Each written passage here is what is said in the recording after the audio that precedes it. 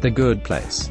Photo NBC. Colleen Hayes. NBC Throughout its second season, The Good Place has dropped hints about a so-called eternal judge, a fickle figure of cosmic law who supposedly mediates disagreements between the good place and the bad place.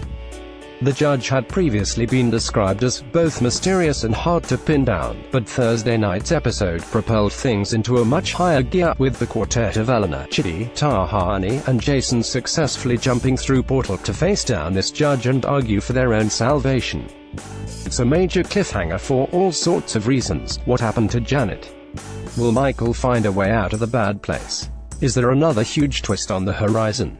But one question looms largest at the moment: who will play the eternal judge? You're in for a very big treat. You won't believe it. Good Place actress Jameela Jamil recently told Vulture, "I'm not allowed to say who it is, but you're going to shit your pants. Sorry, shirt your pants." It's funny because I asked Darcy Carden the week before, who would you most like to work with in the world, and she said someone's name, and then a week later we found out that person would be joining the cast. Now I think Darcy's a witch. I'm not even overhyping it, it's so insane. Because we love some well-informed speculation here at Vulture, we put together the following list of candidates who might pop up as the judge when the time comes, keeping in mind showrunner Mike Schur's favorite actors, Jamil's remarks, and, of course, our dream candidates. Let's brainstorm, shall we?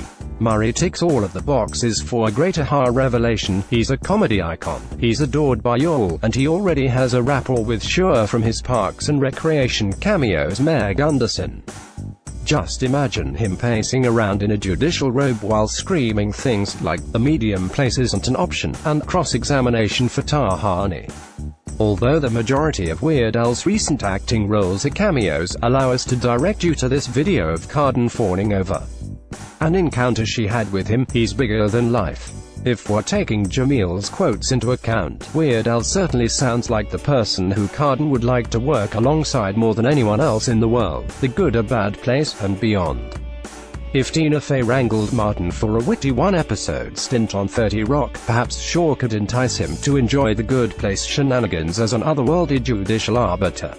Sure, he hasn't done any TV acting in the decades since playing Liz Lemon's agoraphobic love interest, aside from the occasional SNL cameo, but his off-kilter sense of humor would be perfect. Maybe he'd even bring his banjo. True fact, if you cast this Parks and Rec leading lady in your TV show, it's scientifically proven that she'll make it 100,000 times better. Pola has a working relationship with Schur. She's got the comedy chops to nail such an important role, and should fit the "shirt your pants" standard with ease. Sounds plausible to us. While Schur and Fey's respective TV universes are distinctive in their own right, this may prove to be a fortuitous time to cross-pollinate for the sake of an even bigger, well, universe. Plus, NBC would love it. While one might correctly argue Oprah would be better suited as God, rather than a mere eternal judge, it would be an absolute honor to watch her bang a gavel in her private chambers while Eleanor bickered for a spot in The Good Place. Offerman has the rare distinction of appearing in every Schur-created show except for The Good Place, or he did, until that Bad Place slug monster with her suspiciously Ron Swanson-like voice said hi to a fleeing Michael in Rhonda, Diana, Jake, and Trent. Now that he's seemingly done voice work for the show, why not cast the guy himself for such a big revelation? Moustache and or beard not required. She isn't exactly a comedy legend, but who wouldn't want to work with Meryl Streep? If nothing else, this would be an extra sly tribute to defending your life, and that's got to count for something.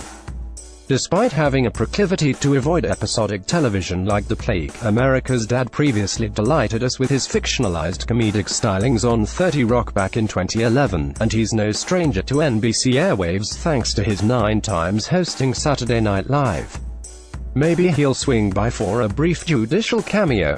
It's a stretch, but it's possible. A doppelganger dancing would be great because you can never have too much dancing. If you'll indulge a pet theory, though, what if Michael himself is the eternal judge? It'd be an impossibly bold move, not to mention the show's greatest Wizard of Oz not yet, and we're not entirely sure it would even make sense. But The Good Place loves to zig when it's supposed to zag, so don't count this out. Who will play The Good Place's eternal judge?